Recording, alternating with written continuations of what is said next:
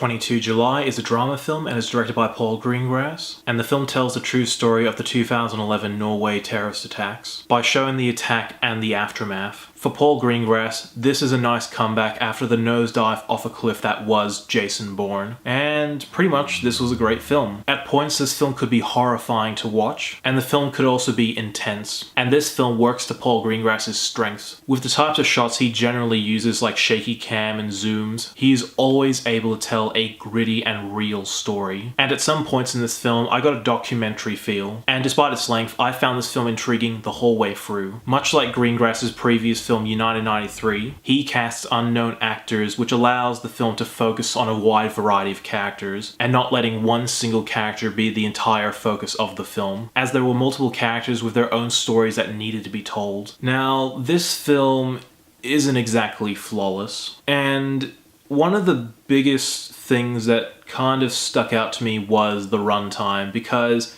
this film clocks in at nearly 2.5 hours, and like I said at the start, the film focuses on the attack and the aftermath, and the focus on the attack lasts around 30 minutes, and the whole aftermath sequence takes up nearly 2 hours. Like I said, I found this film intriguing the whole way through, and by no means is it boring, but I do feel like the film could have been cut down, because the aftermath stuff takes up a lot of time. Just a minor thing that bothered me, but it's there. Another problem I had was Greengrass's use of zooms and shaky cam. When there are scenes of tension, these camera tricks work well, but multiple times in this film there are just characters having a conversation and there's no level of tension in the scene at all. And I found the use of the zooms and the shaky cam a little bit questionable. Overall, this was a strong return for Paul Greengrass, and this is definitely one of the better films on Netflix. Not one of the best of the year, but this was still a pretty great and powerful film. The performances from all the actors I found compelling. The story had me hooked right from the beginning. It's just certain sequences that could have been cut or trimmed down, and the use of shaky cam and zooms in scenes that didn't really need it. But I would still recommend this film if you are a fan of Paul Greengrass, and I'm going to give 22 July an 8 out of 10.